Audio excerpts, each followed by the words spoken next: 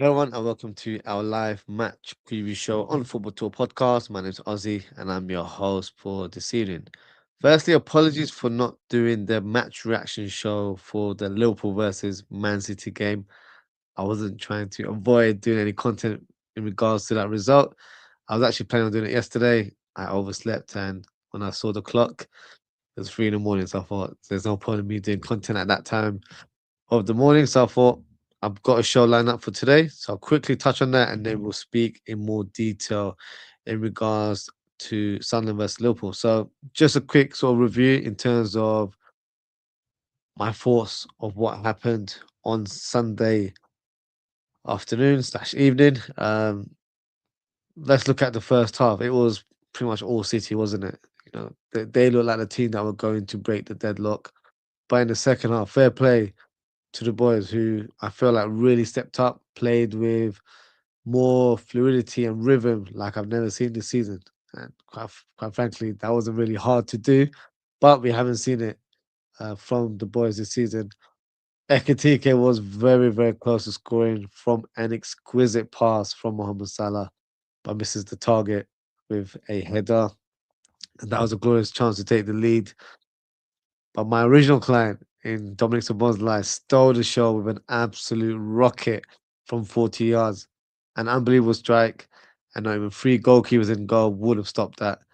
But in typical Liverpool fashion, we folded like a deck chair on a sunny beach.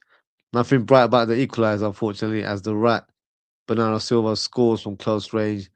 Then Allison produces a clumsy moment as he flattens Mateus Nunes. Now, I remember hearing Gary Neville in commentary saying that it was a Stonewall penalty. I wouldn't go that far.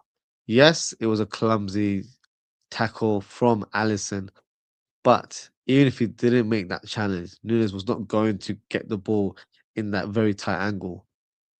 But nonetheless, it was reckless from Allison, and by the letter of the law, it's a penalty. There you have Erling Haaland stepping up, and he smashes it into the corner to make it 2-1 for City. And that's been a normal trait, unfortunately, where we take the lead and we fold in the dying seconds or the latter stages of a game, and the momentum completely shifted. And it looked like City were going to secure all 3 points.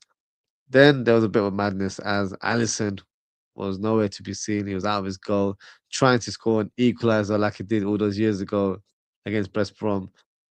But in this moment, Cherky hits a low shot from the halfway line towards goal. Erling Haaland and Szoboszlai are tussling it out, pulling each other's shirts. But in the end, the ball rolls inside the goal. But VAR intervene and say that um, the goal should not stand as Szoboszlai made the initial foul. Therefore, as the last man, he was sent off and is now suspended for 3 games. Now, common sense should have been used here, and for Man City, that goal should have stood because it was a icing on the cake for them in terms of securing all 3 points and scoring the third goal at Anfield because it secured a double against Liverpool that they've never done since 1937, almost 90 years ago. So that, of course, they still won, so they still get that record, but it would just been a bit sweeter from their point of view that they had scored 3 goals and in the fashion that it happened as well, very dramatically scoring a last minute goal where you're got with the opponent's goalkeepers in the other half. It would have just been a nice moment for City in that regards. In terms of Liverpool, and I'm going to be a little bit biased because obviously we're Liverpool fans here, but you know, suppose I had to do what he had to do. I'm not going to say, oh, he should have done that. In that moment, it was always going to happen. And remember, those two guys, they're friends off the pitch. So when you're playing football with your mates, you do kind of do those kind of moments where you try and get an upper hand on each other. Ugh, to get sent off like that, it's very disappointing for him because he was on a high, scoring an unbelievable free kick, and then in the end, there was a complete low where he was sent off. And unfortunately, Liverpool lost the game as well. So look, overall, very disappointed with the result on Sunday. that should have been a win for us, but it wasn't to be. The only silver lining is that the victory could give City some ammunition to dislodge Arsenal from the top of the table.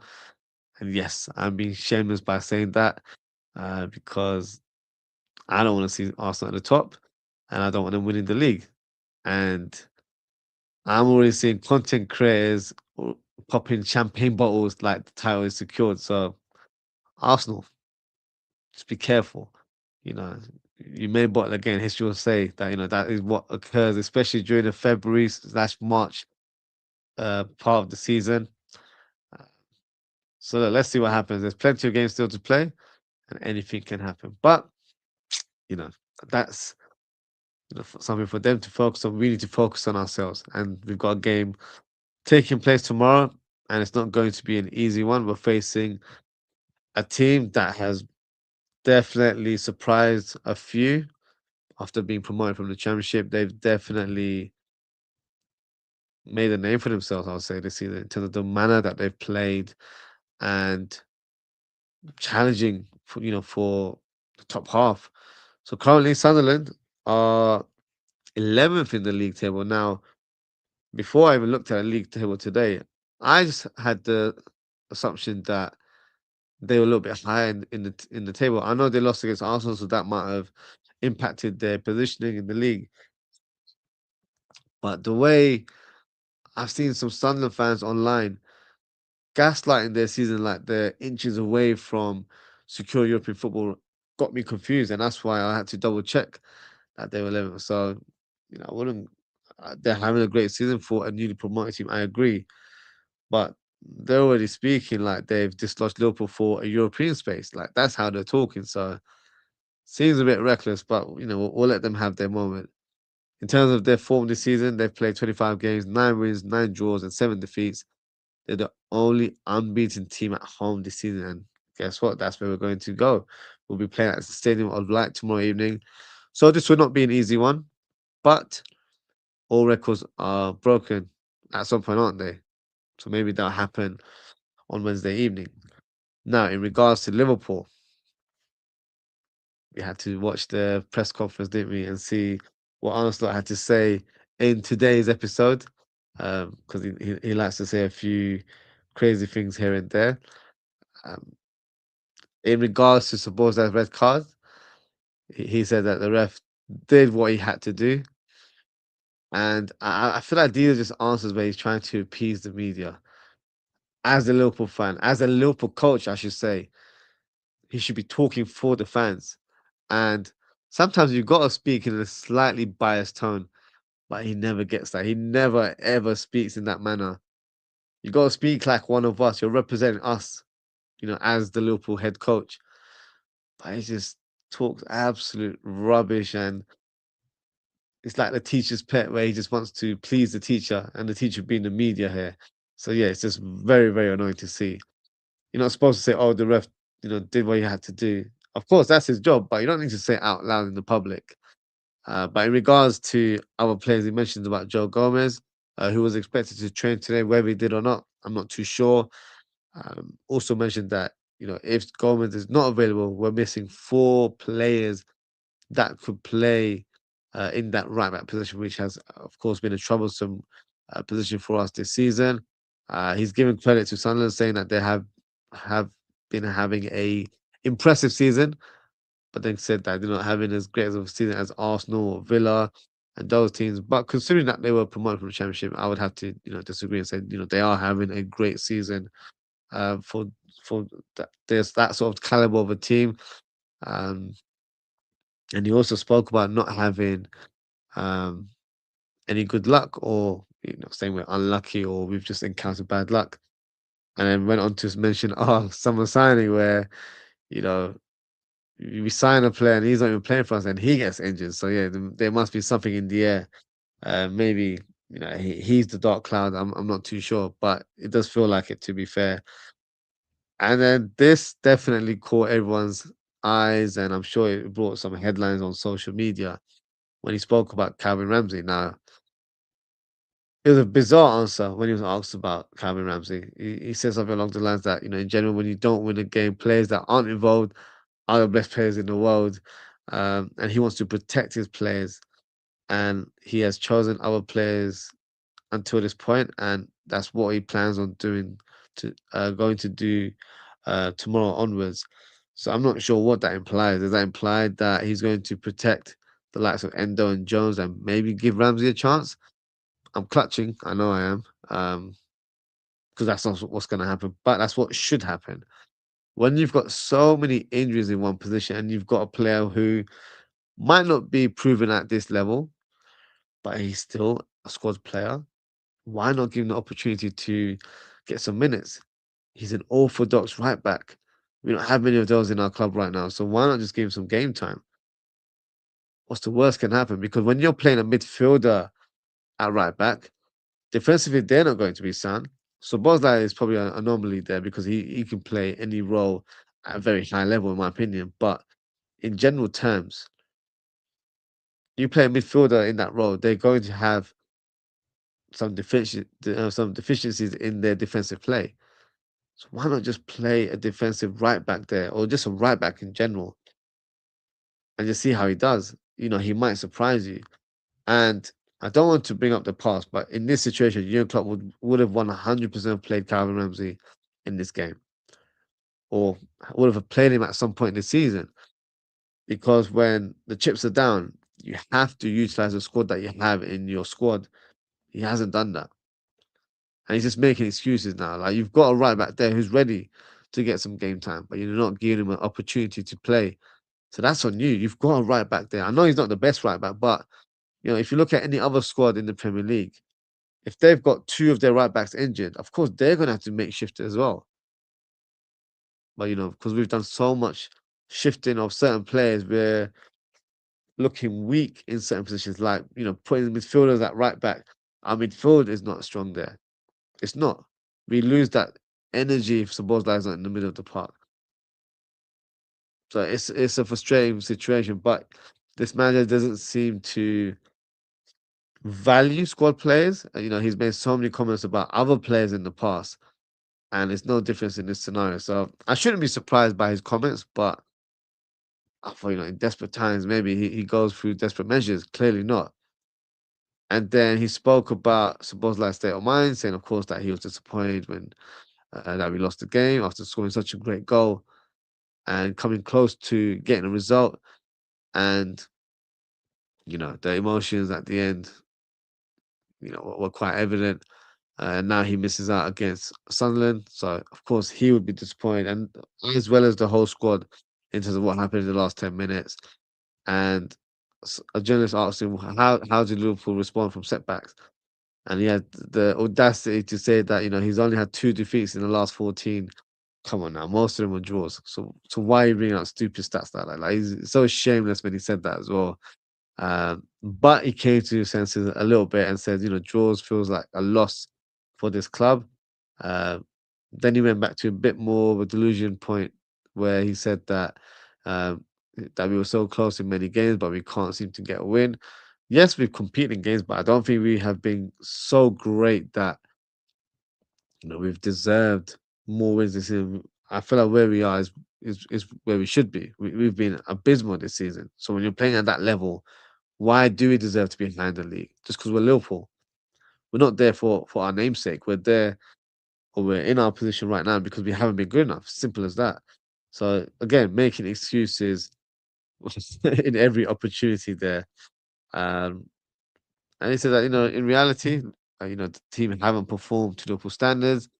And then someone asked him a personal question. Is this the toughest season for him in his whole career? And he responds by saying yes, and by a country mile. Because he said that wherever he's been, it's been positive. He's never lost 2 games in a row until this season. And he's also mentioned that players are not used to losing or drawing so many games. He says that things haven't changed in terms of his persona, um, but it's been different from clubs that he's managed previously, as he's always done something special uh, in previous seasons. And then he tried to give us the illusion that there's still possibility that we can do something special this season. So for me, that is complete delusion. I would love to say we'd win the Champions League, but with no recognized red right back, what we winning. So yeah, he's just putting a fast one there, if you ask me. Um, and then he was asked the big question towards the end. You know, for the season to be a success, does Slot need to ensure that there's Champions League football next season? And he said, yeah, if Liverpool don't qualify for Champions League, that is not acceptable. And then he had the cheek to throw another squad player under the bus. Uh, and this time, no surprise, clearly got an agenda on this guy, and that's Federico Chiesa. And he basically said that, look, you know how sad I was when I arrived? We could only sign Federico Chiesa like he's some bum from League Two or something. Respect to League Two players, but my point is, this is a well-renowned quality player. At one point, was one of the best wingers in the world. So what are you banging on about? And he was making that reference because he was saying that Liverpool had just finished uh, a campaign in the Europa League last season before he joined, and that has an enormous impact on how the club is run, and that is quite clear. So yeah, it talks a load of nonsense, doesn't it? Maybe because he's not our favorite guy right now, and anything he says just pisses me off, quite frankly. But he continues to talk a lot of rubbish, doesn't he? So yeah, that's my summary of the press conference. I don't normally like to watch it, but I have to now because he's always got so much to say, and it's something I feel like we have to just keep track of. There's a lot of excuses coming out of his ass, if I'm being honest with you. But before we move on and discuss the team news and the predicted lineups, I can see there's a lot of comments in the chat, so let me bring them up on the screen. Bo, who says, big up Ozzy, big up Bo. As always, I hope you're well. He says, results going Slot's way tonight. He's always so damn lucky. I saw Chelsea and United drop points today. So, yeah, whether it's towards our favour, I don't know. We're still quite a bit away from fifth and fourth place, but let's see what happens. No reaction after that horrible performance against City. Yeah, apologies. I did have a schedule to do a show tomorrow. Sorry, yesterday, but um, I was putting my kids to bed, fell asleep, and checked the time. It was 3 in the morning. I thought, I can't do a show. So, because I knew I was doing a show today, I thought maybe I'll just do two in one. So yeah, hopefully you caught the beginning part where I gave you my match reaction of the City game. It will be a physical battle tomorrow. Will Liverpool be up for it? You think, Ozzy? It's going to be a big struggle. We will have to play a slightly different way. And I would hope that he, utilizes players like Endo, where you need a bit of stability or a bit of steel in that middle of the park. I don't think he'll start, if I'm being honest with you, but he needs to be brought on at some point in the game. Um, it will not be a walk in the park for us at all tomorrow. It's going to be a very tough game. They're going to make it as physical as possible for us and try and disrupt our rhythm in terms of the way we play. Not that we're playing with too much flow this season, but you get my drift in terms of how to stop a Liverpool team from clicking. So yeah, let's see. But yeah, it's going to be a tough battle for us. Start calling out Ramsey in the press conference again today.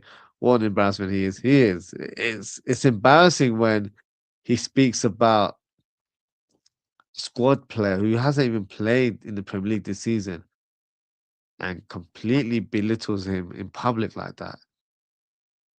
In this situation where we are going through a crisis where we don't have a recognized right back, what you should be doing is empowering the guy and say, look, we've got a lot of injuries, but this is a great opportunity for Calvin Ramsey to get some minutes or stake a claim in the team. And who knows what the future holds. That just trying to empower the guy, give him a bit of confidence because he'll feel the pressure if he was given that opportunity to start. But you've not put him in a great light. So why would he perform for you? So this is what I'm saying. His level of man management is an absolute low. And that's why I don't feel that connection with this coach, as I'm sure a lot of us fans don't either. And that's the reason why fans are disgruntled with this current head coach. And in terms of how he talks about players and how negative he is towards the squad. So, yeah, I shouldn't be surprised, but you know, it's just one of those things where you're thinking maybe he will learn, but clearly not. Boss says Slot was calling out Ramsey, Keys, and Klopp in one presser after his own awful man was getting such a crybaby. He's got excuses for days, and even to mention Klopp indirectly about the Europa League campaign before, with his previous clubs like final, they weren't in the Champions League every season. So relax yourself. They reached a Conference League final. That's where you were at a few years ago. So calm down. You know, trying to ridicule Liverpool that we were in the Europa League the previous season. I don't know. He's just talking a lot of nonsense, isn't he? So should have said Ramsey is a good talent, great option to have in the squad. We will see what I choose tomorrow. Instead, he ruined his confidence and belief by saying he's not good. That's facts. Absolute facts there. 100% agree with that comment. It's not calling out Klopp being in the Europa League when he don't even want to be. He's gonna be there next season. I don't know. Don't know what was the reason of that. And to make it seem like we've signed a dud in Chiesa is a crime itself as well. So I know we didn't sign a lot of players, but I thought he was happy with the squad, wasn't he? That was the notion that he gave in press conferences that, oh, I've got a great squad. I've inherited a great squad from Jurgen Klopp. I don't really need to make any adjustments. We know you wanted to sign us with Wendy, that never happened. But in general terms, apparently you're happy with the squad, and that same squad won the league for you. So how is that an issue? Talks rubbish, doesn't he? I have a feeling the place would be rocking if we had a different culture. Oh, I think so as well. I think, look, I don't like every fan is different, but I get the sense that a lot of fans have turned on Slot now. That's the viewpoint I'm getting. If you're in the chat and you're still slotting, feel free to let me know. But I feel like the general theme is that fans have had enough, and it's down to his lack of tactics and lack of man management and a lack of know-how in these situations. It is being exposed this season. So that's how I'm viewing it. I just don't feel like he's good enough. He could move on and go to another club and do a decent job, but for Liverpool Football Club, he's not good enough. So that's why we need to make some changes very soon. But we're saying sorry to the fans at Brighton after we lost 3-0. Started smiling the interview after breaking another negative record against City. Yeah, that's the difference between the two coaches right there. Slot do not have any emotional bone in his body, therefore no connection in to the players and the fans. That's true. One loss and we could be down to 10th. Yeah, the league is a bit of a crazy situation. Where literally if you drop points, you're dropping down immensely. And even for us, if we were to win tomorrow, we're still in sixth place. We're not climbing over anyone. So yeah, it's a bit of a crazy one. For me, that is not good enough. But as long as Slot, Hughes, and Edwards are happy with it, I guess we all should be happy because we all know the club knows best. If that's the level of expectations, then yeah, they all need to go. Quite frankly, Arne Slot asks if his job would be safe if Liverpool did not qualify for Champions League.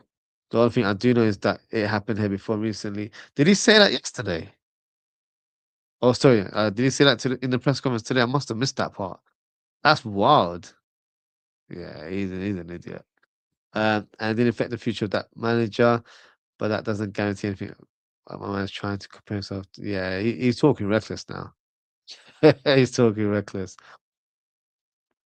The thing is, Klopp, when he came here, our squad was in tatters, really. We were a mid-level team. We weren't really good to challenge anything. So he came and definitely uplifted quite a few players in that opening season. So of course, he joined in October, and then with reinforcements, he really changed the fortune of the club. So that's down to his know-how in terms of what players are needed for his squad, for his system, and ultimately his coaching ability. That's what it comes down to. So for him to compare to Klopp, he needs to relax. I know he won a league title, and we are very grateful. I'm not going to sound like I don't appreciate that, but it's only so much I can, talk about that. It's the past now. next few months, there's going to be a new champion, so we can't bang on about that anymore. So we got to move forward and not reminisce about something that happened last year. Now, in my opinion, I don't care about this team over the manager. I want the coach gone. Therefore, the team needs to lose games. I would happily take a season about if Slot is not here. I hear that. Just a 1 game suspension. Is that correct? Okay. I thought it was a 3 match suspension due to it being a straight red. If that's the case, then it's not too bad then. Um, but he, we would have needed him tomorrow as well. So yeah, let's see how we manage tomorrow. David, big up David says last season Slot inherited a good team and won the league. This season he tried to strengthen it with big money signings, but it looks the opposite. They are on the decline. I think in terms of the big money signings, of course, Isak hasn't worked because he's not been fit all season, and whenever he has played, he's looked, a shadow of himself. Verts has slowly come into his own, I would say. Kirkes, I feel like is improving as well. Frimpong has looked decent at times, but for whatever reason, um, just hasn't been able to stay fit, which is surprising because at Leverkusen, he barely. I don't think he ever got injured. I might be wrong there, but he barely got injured there. So it goes to show the levels of intensity between the German league and the English league. In terms of training and the way the game is played.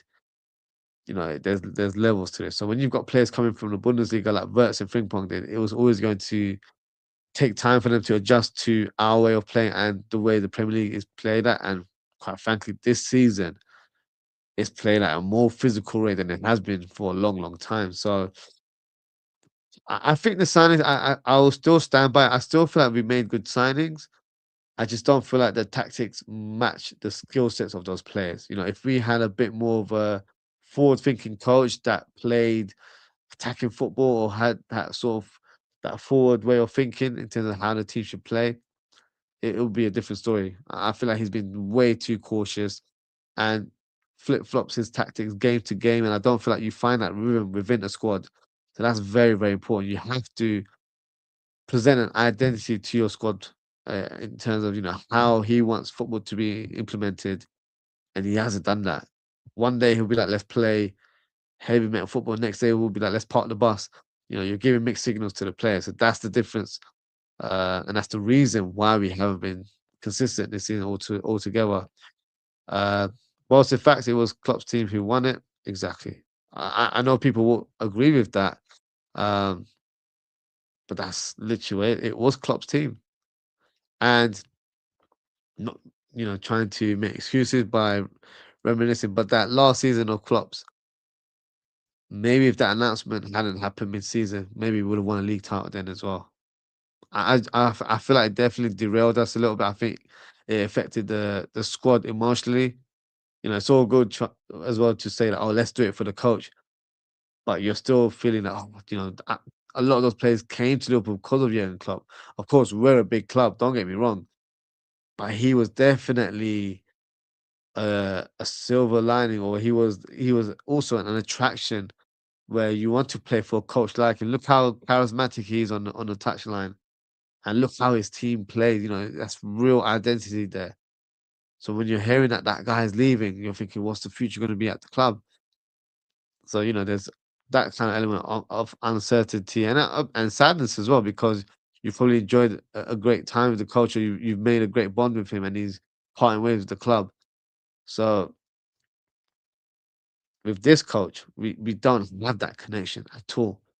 We really have zero connection with him because he's a bit standoffish. He's not really someone that embodies the club in terms of the values, or even just when I see content on the Liverpool YouTube channel and he's greeting fans and stuff, like it just doesn't feel like he cares.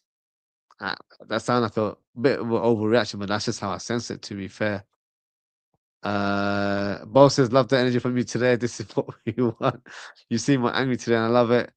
Um, well, I'm always chill. That's just my personality. But after watching that press conference, I wasn't able to do it earlier when it was live. I watched it in the evening. So it's very fresh in my head, and I'm just watching. I'm thinking this guy's talking absolute nonsense. So yeah, it's one of those ones where you're thinking he's going to change his tune, but I'm not getting that vibe, unfortunately. So yeah, very, very annoying. David says, to Bo, you're right, Klopp's team he built overseas, it was already made for, but for Slot to spend that kind of money and be where they are this season is poor. I agree. Look, I understand, in terms of the money being spent, it's a lot of money, in terms of the players that we brought in. But I don't feel like they were bad players. I still believe that there were some good players signed there. Maybe the Isak one could have been a different profile because remember Ekitike was signed first, and I know Isak was the one that we pursued all summer. But maybe if we had signed a different profile instead and allowed Ekitike to, be the main man, that may have been the right call. Hindsight is a thing, of course. But I still feel like we signed some good players. It's just, I think it's just poor management. If you brought in Alonso, if you brought in another coach of that caliber, I think you're going to see a different brand of football with this current crop of players. So for me, the players aren't really the complete issue. I would say Slot has to take a lot of the blame for our lack of ability or our lack of results this season.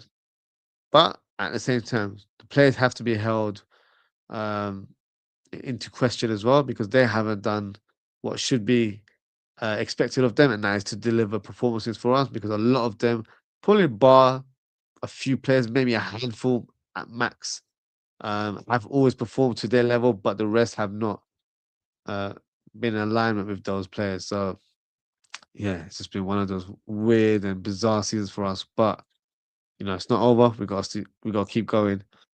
Boss exactly keep Klopp the medal. I'm more concerned where Liverpool are going with signs like Isak for over 100 million and where is he? Celtic signed his teammate from Sweden, Nygren, a forward for 1.8 million. It's crazy. I'm not familiar with that player. Um, but yeah, I wouldn't. I know a lot of there's some fans that feel like, oh, we've changed our way of operating. Why are we signing £100 million players? Let's not kill ourselves. We were dreaming of signing players like Isak and Verts, and we did it, so we can't complain. That would be my point of view.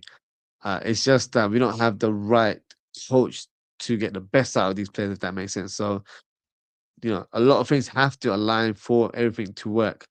So that comes from the hierarchy. Sporting director needs to be a person with great vision, and then the coach has to reflect that vision, but also has the coaching capabilities of improving the squad, and the squad players have to meet the identity of the coach's way of playing or his philosophy.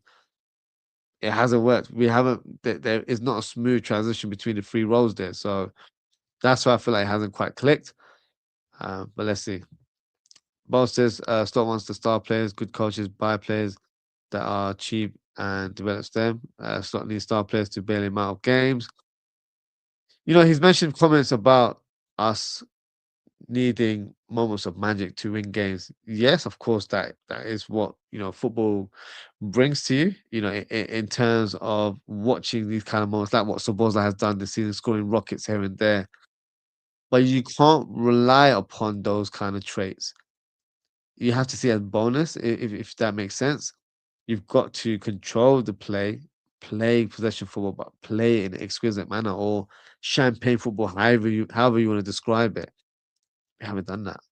And I don't feel like we'll ever do that with this coach. He's got a different way of playing football. Even last season when we were winning, we weren't playing that kind of brand of football that we've been accustomed to over the years. Maybe we're spoiled as Liverpool fans. I don't know. Maybe we are. But I need to see that level of football again. Call me a hypocrite, but that's how I see it. Dave says, mark my words, Nigren from Celtic will be in the Premiership in the next couple of years for massive money. Ready-made Premiership players are massive money, which isn't realistic. I'll keep a note of that name. I'm not too familiar with him. Let me Google his name quickly. Let me see. If I recognize him, maybe it's not coming in terms of His name's okay. No, I don't think I'm familiar with. Where was he signed from? Oh, Northland. So he signed from the Danish club, right?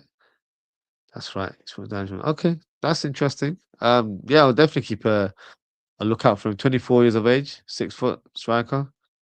Um, also he's 12 goals in 24 appearances for Celtic. So yeah, that's pretty cool. So yeah, definitely keep a name lookout for that player. I'm so tired of this situation. Honestly, never felt like this before. Yeah. Thing is, the club should have made the decision to get rid of this coach a long time ago. A long, long time ago. But because they haven't, it looks like he's gonna survive until the end of the season, which for me is unacceptable. He shouldn't be in this situation right now. But Liverpool just I don't know.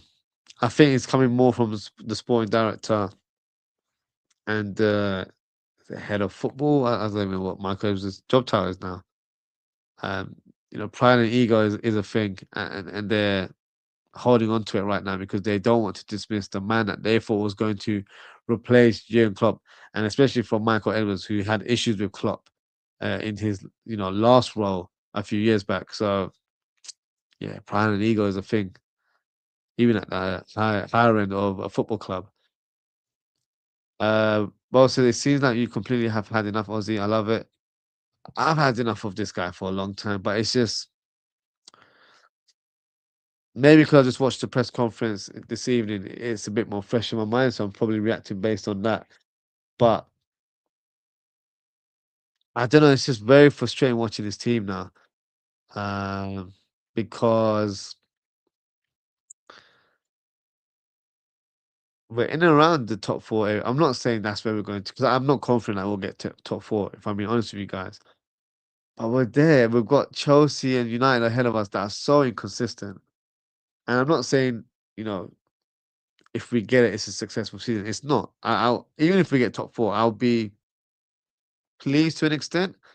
Um, but it's not a great season at all. However, you want to sugarcoat it. And for him to say that, oh, it could end up being a special season, we're not winning the Champions League. Come on now. I don't care how optimistic of a Liverpool fan you are. There is no one that actually believes we're going to win the Champions League. If you are, let me know what you're drinking because I'll have some of that because, um, yeah, I'm not on that boat, unfortunately, guys. I'm really not. Um, but yeah, let's see. Let's see what happens in terms of the season.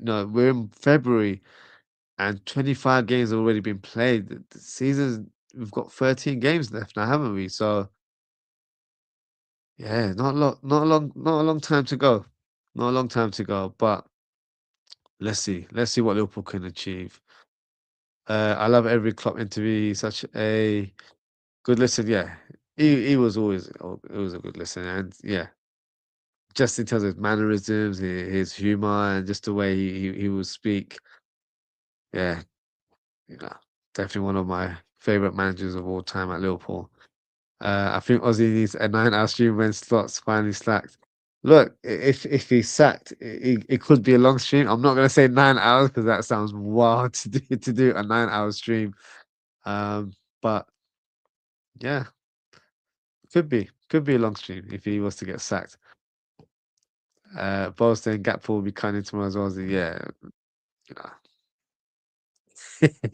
it's so predictable in terms of what he does. It's become boring to even talk about now. Honestly, like Stevie Wonder knows what he's gonna do. So it's come to that point where try someone different there. You've got Rio there, who's a tricky winger. Yes, he's a kid. I get it. But try him here and there. Why do we have to always go Gakpo all the time on the left? Be a little bit unpredictable for your opponent because everyone knows you're always going to start Gakpo. He's your son-in-law. I don't know what the case is here, but try Rio here and there. Put Rio in this fixture. That will literally, surprise something. I think it'll surprise everyone if we were to do that. But he can also have a great game as well. But he's too predictable. He's just too cautious in everything he does. It's just very annoying. Did Steve, big up yourself, did Steve says, Oz bro, ain't you a Nottingham fan due to your spouse's connections? Not a Nottingham fan, so My spouse's family, they live in Bromby. So I'm sure you guys will know we had a Danish defender years back in Daniel Agger. So that's his home club. I think he had a little stint there as a coach as well. But I think he also has some sort of shares at the club. So yeah, that's their local team. I think I was planning on no, it wasn't Michelin. There was the other team, Michelin. I think we faced him in the Champions League a few years back, and I was planning on going there, but I didn't end up going. Um, so no, it's more Bromby, but I'll be honest with you, I don't really know too many Danish players out there. Although I was aware of Højlund before he joined Man United because he was banging the goals for Denmark and really made a name for himself for the national team. Didn't even make a name for himself at Atalanta where he was previously. Um, and yeah, look and he's doing it now. He's doing it for Napoli. So yeah, fair play to him. He's doing all right. Um, Bo says Ozzy is looking for clients. I'm always looking for clients. Why not? Bo says I feel like people are not taking Brentford seriously. They're 11 points and play much better football. They do. And look, shout out to them because I would never have assumed or thought that they would be close to Liverpool. Not just Liverpool, I would say close to, sixth, seventh, eighth position in the table because they, didn't get rid. But of course, their main manager of the last few years had left in Thomas Frank. And then he was replaced by their set piece coach in Keith Andrews. So you're thinking, oh, this is a big task for a coach coming into a managerial role like that. But fair play to him. They performed really well. Their striker, who they signed last year, didn't get any game time. I think he was injured for large parts. But this season, he's on fire. And I'm talking about Igor. So yeah, fair play to them. They're doing really well. And look, just because we're Liverpool, we can't just feel like no one behind us can get past us. They can. We've been so inconsistent that anyone can get past us right now. So we got to do a lot more. You know, there's no assurance that we'll get top four this season, which is very, very annoying, to be fair. American Scouser channel firmly believes Slot is capable of winning us the Champions League. Shout out to American Scouser. I love the optimism there, but I don't see it. I really don't. Just look at our squad. If we had, at least one recognized right back in our team, maybe. And I'm not trying to put any bad energies out there, but we don't even have a lot of centre back options. So our defense is very much on thin lines right now. So because of that, I don't feel like we have the depth to go through the latter stages of that tournament because it's not a walk in the park. Even if we were to get a good draw, um, I don't think it's going to be plain sailing. We don't have a fully fit squad, so that would be my reservation. I think we have quality players in our squad. I don't think we have the depth. But let's see. You never know. Some people probably said that in 2005, and then we won the Champions League. So I might be completely wrong here. Oz, they are all but guaranteed that. No lie. Akpo has no. They're related, or it's his son-in-law. I'm, he's getting that favorite treatment. He's not getting. He's not. It's not like he's being blackmailed. You can just tell it's favoritism. It must be. Shah, that's Aga's old childhood. Yeah, so that's his childhood club. So I remember reading that a few years ago. He had, I don't know if he was like the head coach, but he was one of the coaches there. But I think he's also part of I think he's like a stakeholder there as well at Bromby. So yeah, and to be fair, Daniel Agger is probably one of my favorite defenders. Since I've been a Liverpool fan, I really enjoyed watching him play. If we had an Agger in our team right now, because he was like a modern day centre back before that time. He was ahead of his time. To be fair, and we could do with a player like him where he could sort of break the lines of his passing, but so assured on the ball, defensively so aware and powerful, strong. Wasn't the biggest of players, but he could definitely handle himself. So yeah, he was a player that I actually remember. England played Denmark, and the way he kept Wayne really quiet in that game, yeah, I think that raised a lot of awareness on the player, and Liverpool had to get the checkbook out and sign him for 5 million. So yeah, he was a fantastic signing. So yeah, one of my favorite players at the club. Will Gakpo and Slot be here for the weekend? Do Valentine's Day? Hey, they might be booked out, so who knows? Gakpo might be dropped in that game. Who knows? Um, Oz is really fond of the injury-prone legends. Who else am I fond of? Uh, Storage. Yeah, I was a big fan of Storage. To be fair, who else? I can't remember. Give me some names if you remember, Steve, in terms of players that I'm fond of that were injury-prone. Aga, I'll say one of my favorite ones in terms of centre backs. Um, and I posted stories. Skirtle. I didn't really,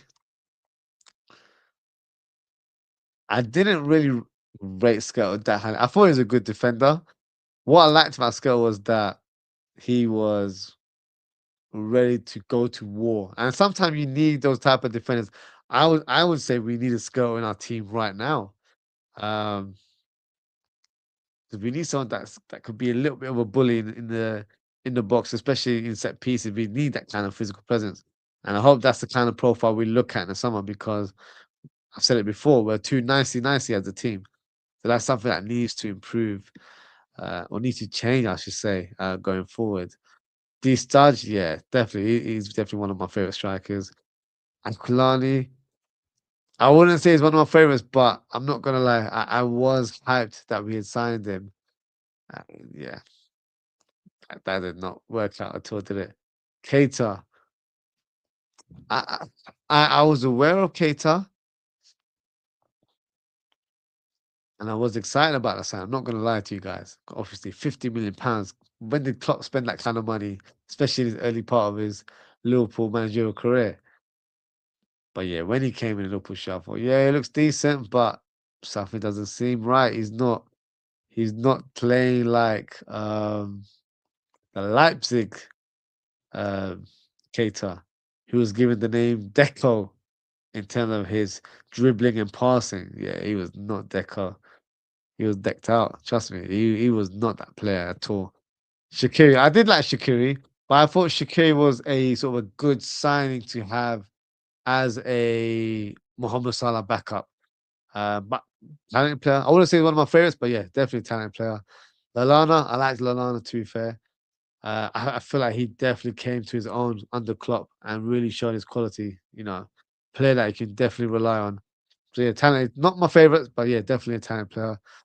Joe. So Joe Gomez, yeah, that's probably more biasness in terms of where we both live. We're both from South London, so that's just that sort of camaraderie in terms of knowing someone from where you are in terms of your neck of the woods. So, but I do like Joe Gomez, and I'm rooting for him to break that duck um, at some point, whether it's this season or not, who knows? But I hope he does break that duck very, very soon. I love Lallana, such a Klopp player. Yeah, he was. And Klopp said that before. Conor Bradley, I like Conor Bradley, but I think injuries is definitely, affected his development.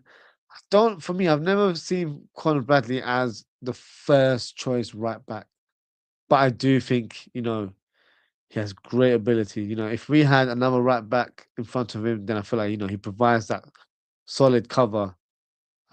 Good player. I wouldn't say he's one of my favorites. Dan's, um, Dan's I like, to be fair. Dan's came to my attention.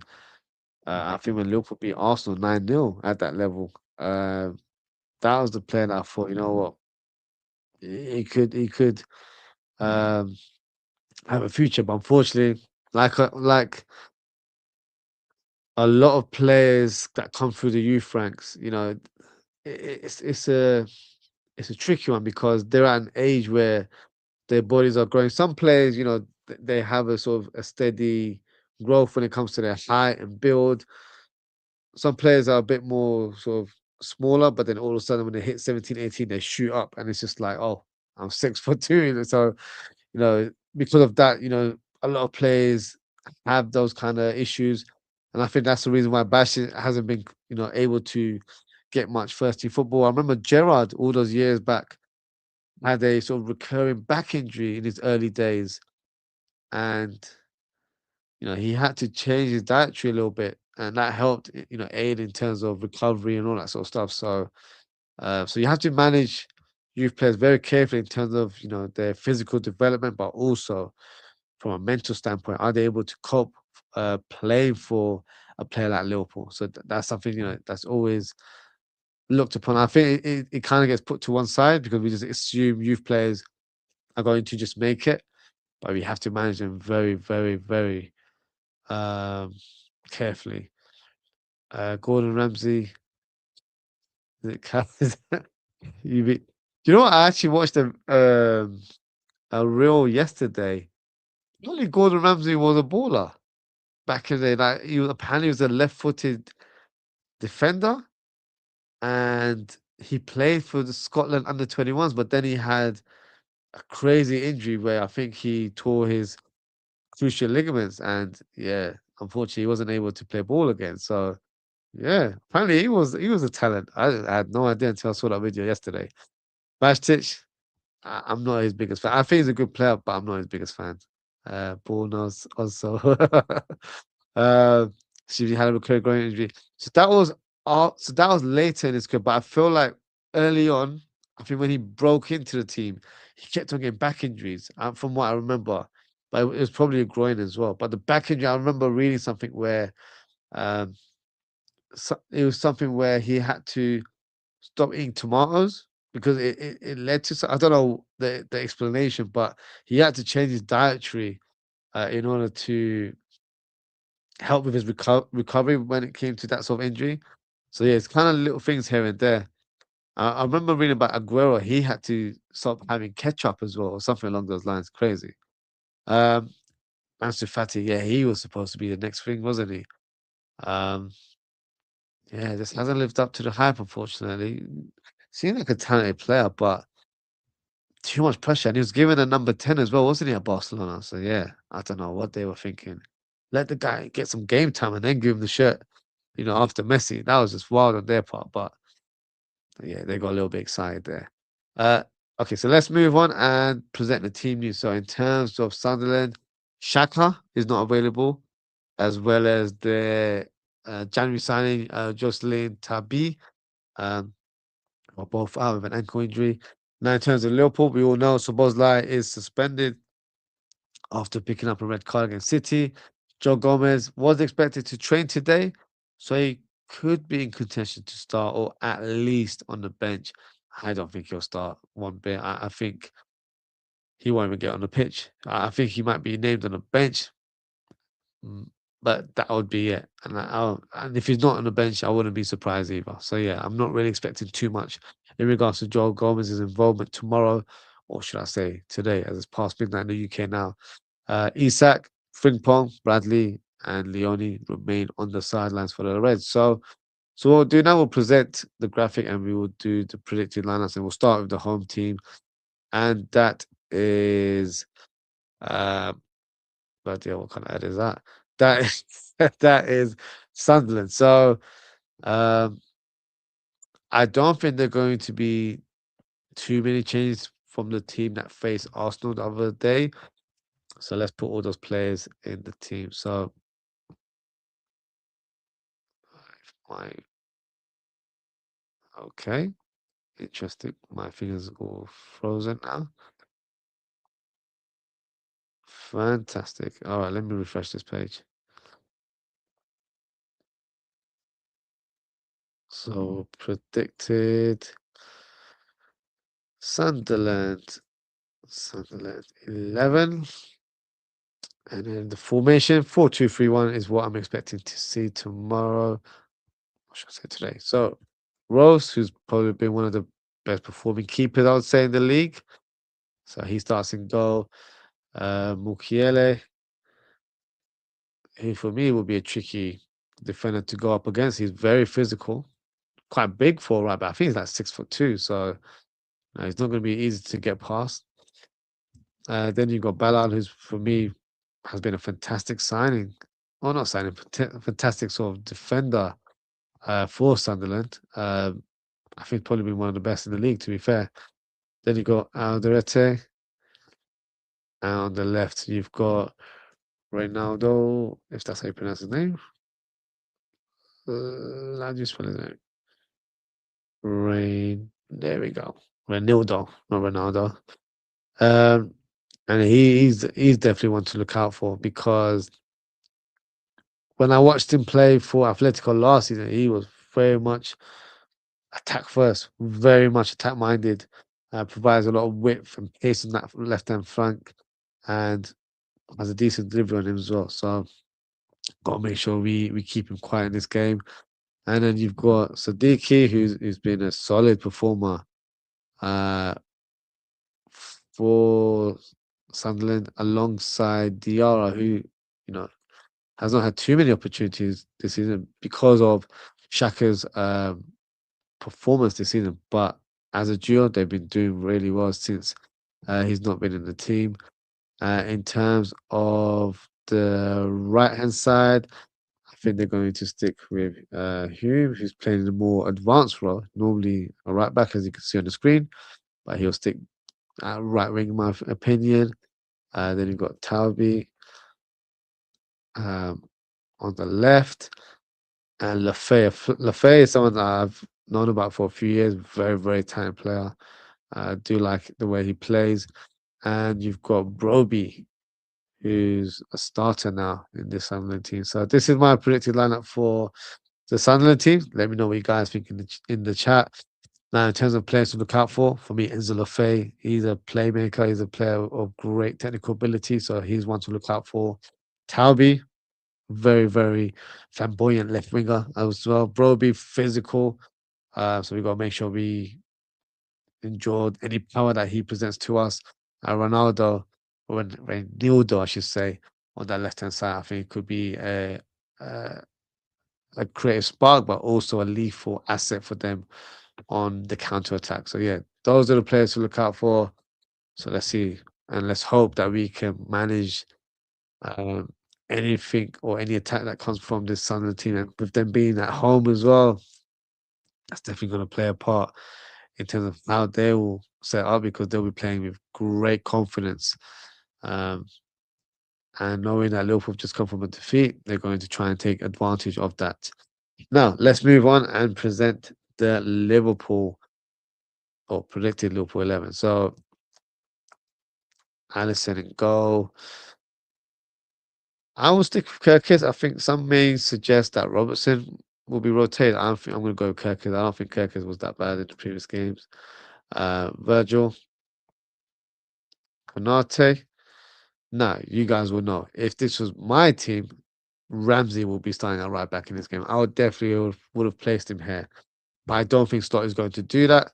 So therefore, I'm going to predict the team that I think he's going to do. And I think he's going to go with Jones at right back. And I think he's going to go for Gravenberch and McAllister. And I know Salah's grandfather passed away. So I'm not sure if he's available. But as it stands, it looks like he is available for selection. Nothing has been mentioned. So Salah will play on the right hand side. Florian Wirtz in the number 10 role, and then Slot's son-in-law Gakpo is on the left hand side, and up top is Ekatike, who looks like he's changed his hair color yet again. So a flamboyant character as always. So that is the predicted lineup for me. So feel free to drop a comment and let me know what you guys think. I can see Bo's presenting his team, and so he's gone for Ali, Endo, Virgil, Ibu, Robbo. That's interesting. I'm not mad at the Endo shot, to be fair. Robbo, I can see that, with the rotation, but I've liked Kirk's recent performances, so maybe I feel like, Stock will stick with him. Then you got Grab, Jones, Vert, Salah, Katika, and Chiesa. Yeah, Chiesa's not going to get any game time. I think that's us being more wishful thinking in that regards. But no, it's a strong team, to be fair. That is a team ready to fight.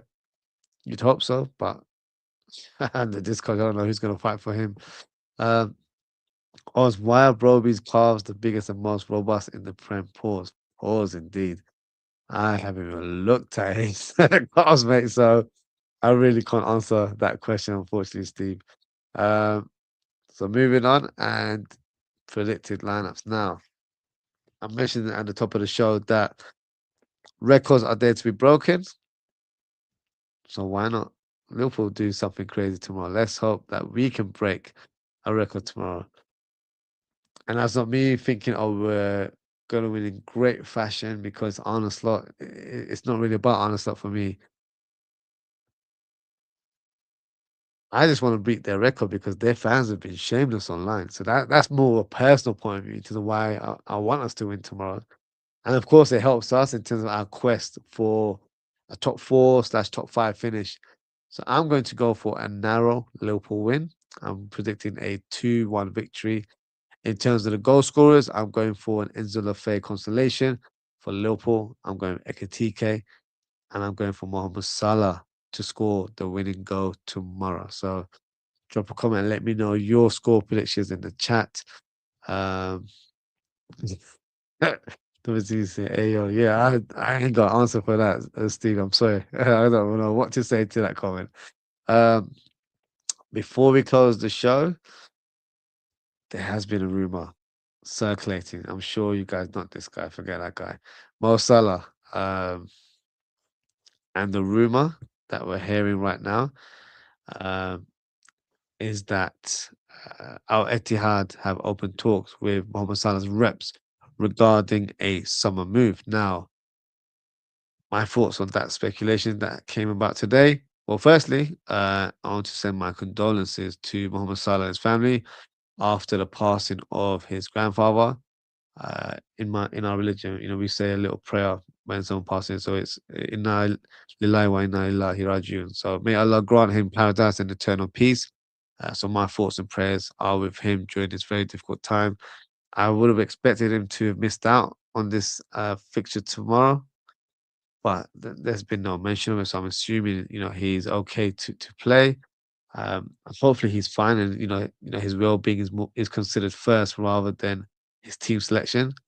But we'll let the club, handle that situation there. Now, in terms of this rumor, I don't think we should be surprised for a number of reasons.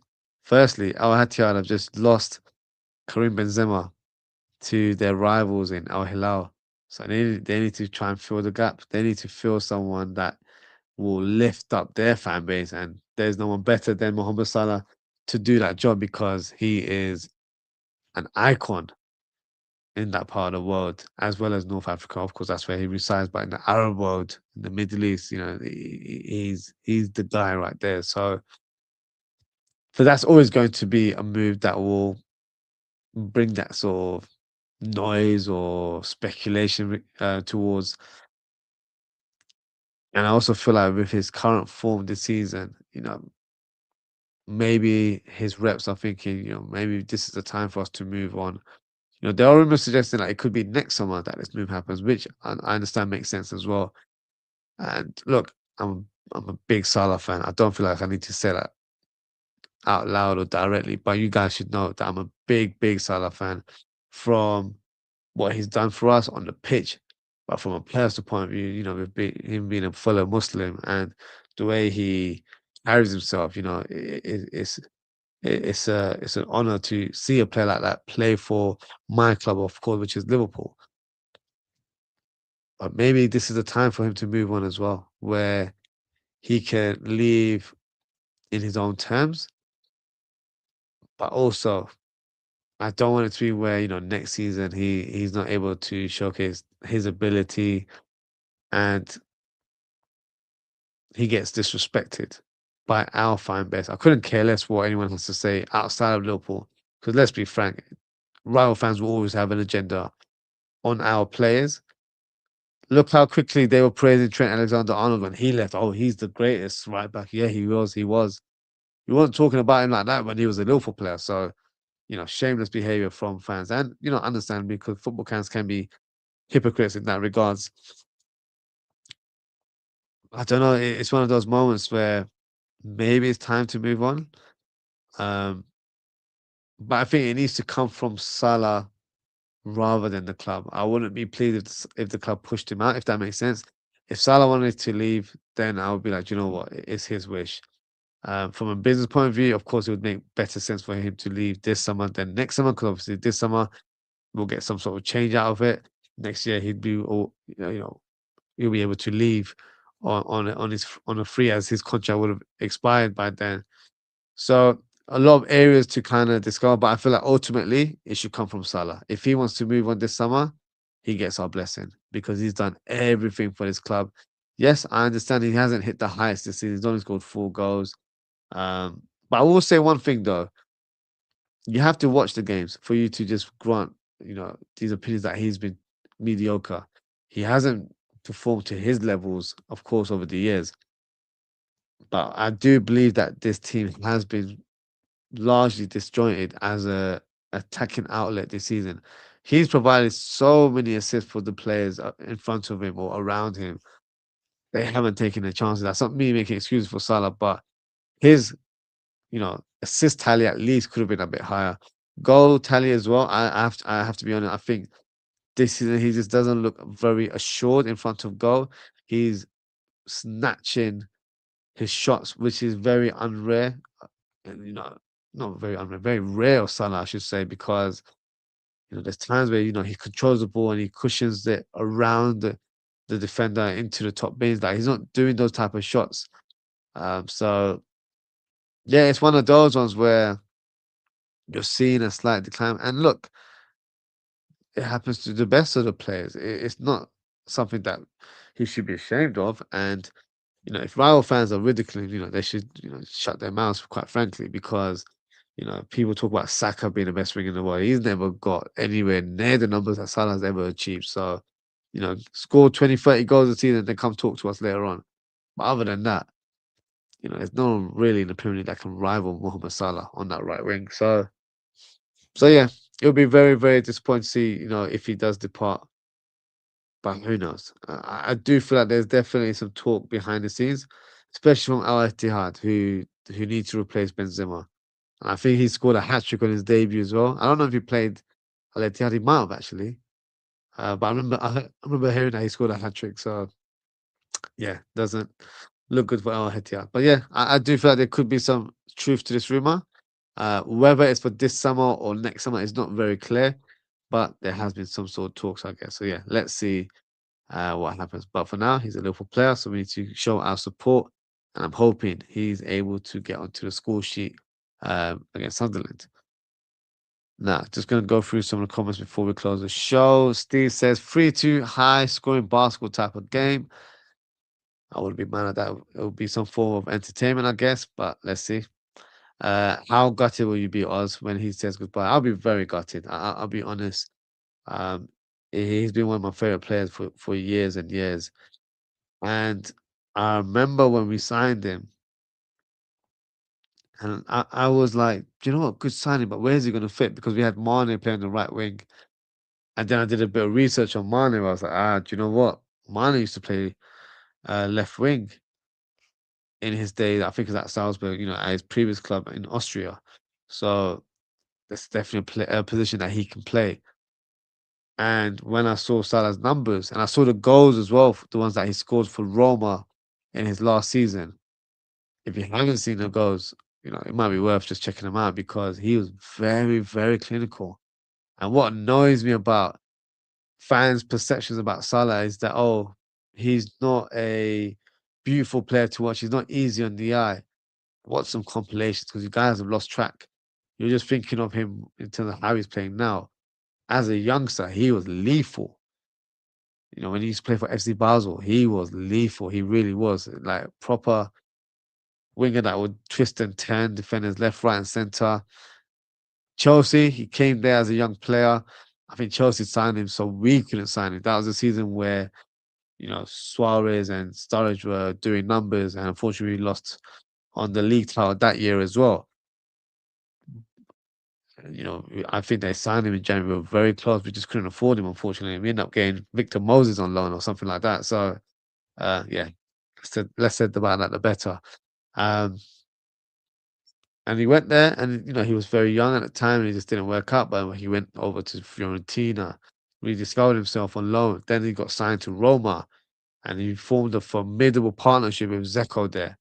So yeah, when we signed him, I thought, you know what, he's going to do well for us. But the way he took the league by storm in his opening season, like he was always a well-known player, especially in Africa and in the Middle East, of course, due to his, his Arab heritage. But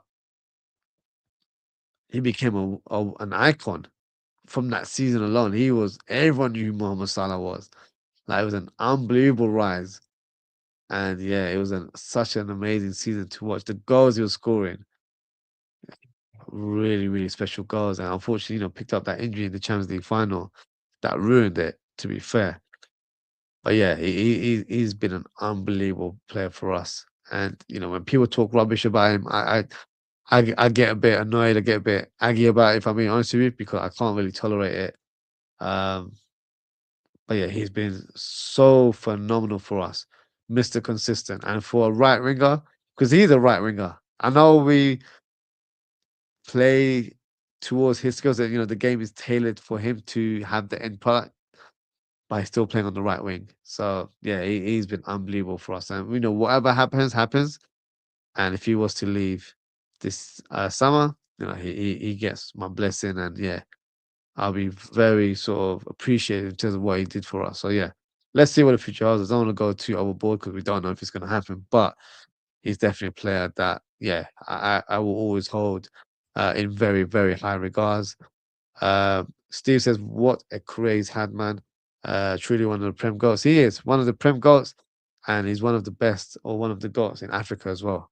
That's always a debate amongst African fans. I feel like he's one of the goats there as well. Just sad for him that he hasn't had the same success nationally with Egypt. Yeah, that is a shame. To be fair, I thought this year would have been his year, but unfortunately lost to Senegal again, and they went on to win the AFCON again. So yeah, just unlucky for him that never happened. That's one of the criticisms against him compared to a player like Abutrika. Yeah, I hear that. And that was a lot of sort of notion towards Messi as well before he won the World Cup. So yeah, I feel like there's things where certain players don't win certain trophies, but it doesn't mean that they're not elite. Zlatan hasn't won the Champions League. You know, am I right to say R9 hasn't won it either? I might be wrong there, but I feel like I feel like I remember someone telling me that R9 hasn't won it either. So um, you're not going to take their greatness away from them. So trophies are all good, but the way all of these players play, especially Salah, the way he played the game, it was a joy to watch for me. And he's created his own legacy in terms of his output as a player. So yeah, that's all we can applaud.